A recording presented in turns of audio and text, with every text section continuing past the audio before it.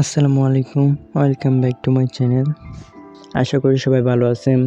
আমি আপনাদের জন্য আজকে যে টপিকটি নিয়ে আলোচনা করব তা হলো পদার্থবিজ্ঞান বইয়ের সকল সাধারণ সূত্রাবলী।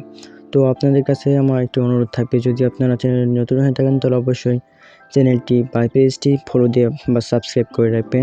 তো আর কথা না বাড়িয়ে ভিডিওটি আমি এক্ষুনি শুরু করতে চাই। তো প্রথমে আছে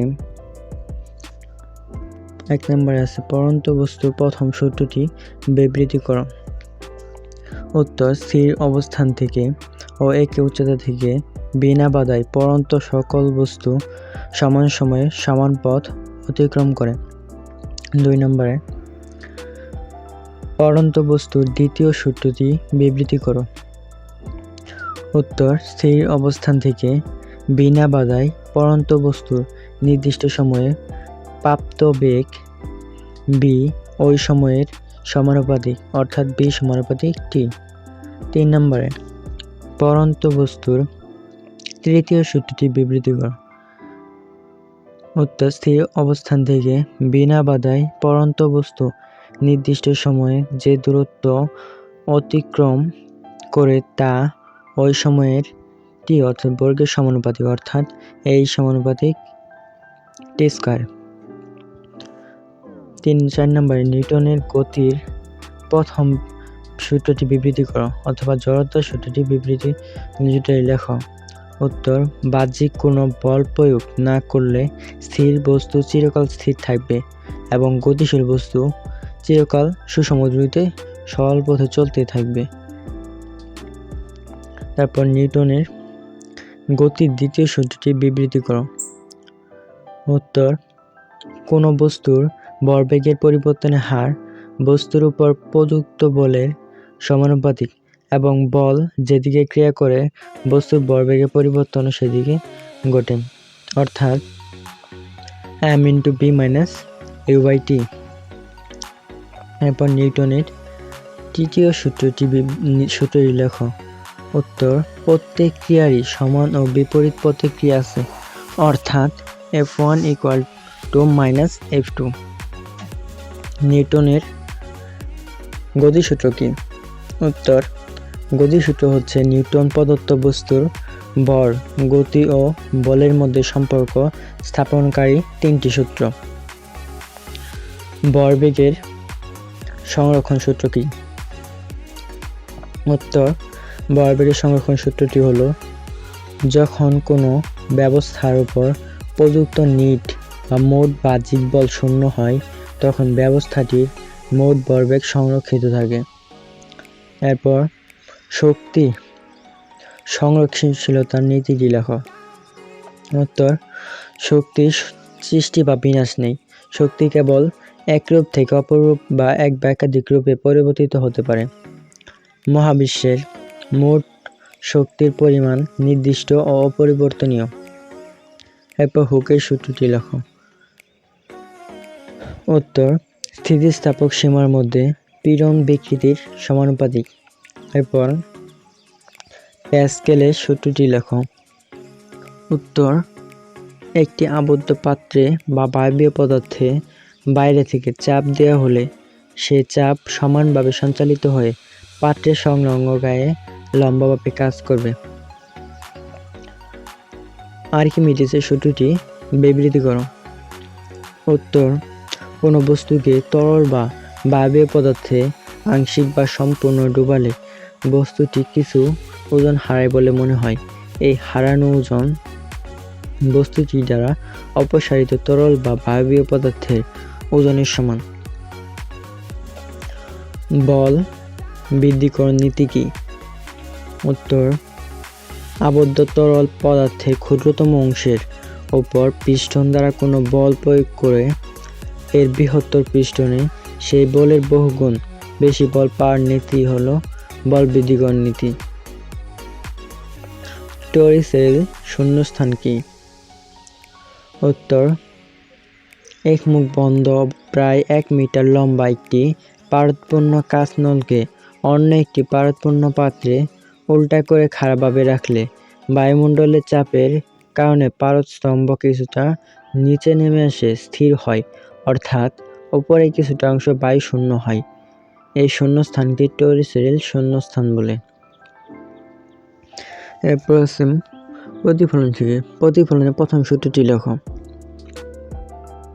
উত্তর, আপতিত রশ্মি, প্রতিফলিত রশ্মি এবং আপতন বিন্দুতে অঙ্কিত অবিলম্ব একই সমতলে অবস্থান করে। প্রতিফলনের দ্বিতীয় সূত্রটি লেখো। উত্তর, প্রতিফলন কোণ এবং আপতন কোণ পরস্পর সমান। আলোর প্রতিসরণের প্রথম সূত্রটি লেখো। উত্তর, আপতিত রশ্মি, প্রতিসৃত রশ্মি এবং আপতন বিন্দুতে বিভেদতলের উপর অঙ্কিত বিলম্ব একই সমতলে অবস্থান করবে। আলোর প্রতিসরণের দ্বিতীয় সূত্রটি লেখো। উত্তর, একজোড়া নির্দিষ্ট মাধ্যম ও একটি নির্দিষ্ট বর্ণের আলোক রশ্মির জন্য আপতন কোণের সাইন ও প্রতিসরণ কোণের সাইনের অনুপাত সর্বদা একটি ধ্রুব সংখ্যা। একে প্রথম মাধ্যমের সাপেক্ষে দ্বিতীয় মাধ্যমের প্রতিসরণাঙ্ক বলে। ক্যালোরিমিতি বা চাপ পরিমাপের মূলনীতি কি? উত্তর, একাধিক ভিন্ন তাপমাত্রার বস্তুকে যদি পরস্পরের তাপীয় সংস্পর্শে রাখা হয় এবং বাইরে থেকে তাপ ভিতরে বা ভিতর থেকে তাপ বাইরে না যায়, তাহলে গৃহীত তাপ ও বর্জিত তাপ সমান হবে। এরপর আছে স্লেরের সূত্রটি বিবৃতি করো। উত্তর, এক জোড়া নির্দিষ্ট মাধ্যম ও নির্দিষ্ট বর্ণের আলোক রশ্মির ক্ষেত্রে আপতন কোণের সাইন ও প্রতিসরণ কোণের সাইন এর অনুপাত ধ্রুবক থাকে। এটি হলো স্লেরের সূত্র। কুলম্বের সূত্রটি লেখো। উত্তর, নির্দিষ্ট মাধ্যমে দুইটি বিন্দু আধানের মধ্যে ক্রিয়াশীল আকর্ষণ বা বিকর্ষণ বলের মান আধান দৈর্ঘ্যের গুণফলের সমানুপাতিক, মধ্যবর্তী দূরত্বের বর্গের ব্যস্তানুপাতিক এবং এই বল এদের সংযোজক সরলরেখা বরাবর ক্রিয়া করে।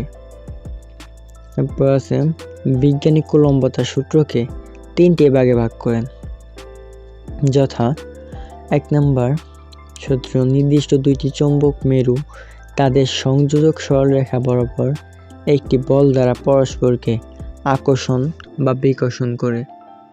দ্বিতীয় সূত্র, দূরত্ব স্থির থাকলে দুইটি চৌম্বক মেরু একে অপরকে যে বল দ্বারা আকর্ষণ বা বিকর্ষণ করে তা তাদের মেরু শক্তির গুণফলের সমানুপাতিক। তৃতীয় সূত্র, মেরু শক্তি স্থির থাকলে দুইটি চৌম্বক মেরু একে অপরকে যে বলে আকর্ষণ বা বিকর্ষণ করে তা তাদের মধ্যবর্তী দূরত্বের বর্গের ব্যস্তানুপাতিক। এই তিনটিকে সূত্র বলে। এরপর আছে ওহমের সূত্রটি লেখো। উত্তর, তাপমাত্রা স্থির থাকলে কোনো পরিবাহীর মধ্য দিয়ে যে তড়িৎ প্রবাহ চলে তা ওই পরিবাহীর দুই প্রান্তের বিভব পার্থক্যের সমানুপাতিক। এরপর আছে রোধের দৈর্ঘ্য সূত্রটি লেখো। উত্তর, নির্দিষ্ট তাপমাত্রায় নির্দিষ্ট উপাদানের পরিবাহীর প্রচ্ছদের ক্ষেত্রফল স্থির থাকলে পরিবাহীর রোধ এর দৈর্ঘ্যের সমানুপাতিক। এরপর আছে রোধের প্রস্থচ্ছেদের সূত্রটি বিবৃতি করো। উত্তর, নির্দিষ্ট তাপমাত্রায় কোনো পরিবাহকের রোধ এর প্রচ্ছদের ক্ষেত্রফলের ব্যস্তানুপাতিক। এরপর আছে ট্রান্সফর্মার এর মূলনীতি কি? উত্তর, মুখ্য কুণ্ডলীতে তড়িৎ প্রবাহের জন্য কোরে চৌম্বক ক্ষেত্র তৈরি হয়। ওই চৌম্বক ক্ষেত্র ক্রমাগত পরিবর্তিত হতে থাকলে গণকুণ্ডলীর ভিন্ন মানের তড়িৎ প্রবাহ ও ভোল্টেজ আবিষ্ট হয়, যার মান নির্ভর করে মুখ্য ও গণকুণ্ডলীর পাক সংখ্যার উপর। এই ছিল আজকের বিষয়। তো আপনারা এগুলো মনে রাখার জন্য এগুলো স্ক্রিনশট করে রাখতে পারেন, অথবা আমি ভিডিওর ডিসক্রিপশন বক্সে সূত্রগুলো দিয়ে দিয়েছি, সেখান থেকে আপনারা কপি করে নিতে পারেন। তো আমার ভিডিওটি মনোযোগ সহকারে দেখার জন্য আপনাদের সবাইকে ধন্যবাদ। যদি আপনারা চ্যানেলটি সাবস্ক্রাইব করে না থাকেন তাহলে অবশ্যই এটি সাবস্ক্রাইব করে রাখুন নতুন নতুন ভিডিওগুলো পাওয়ার জন্য, এবং কমেন্ট করতে ভুলবেন না এবং ভিডিওটি অবশ্যই শেয়ার করবেন। সবাইকে অসংখ্য ধন্যবাদ। আসসালামু আলাইকুম।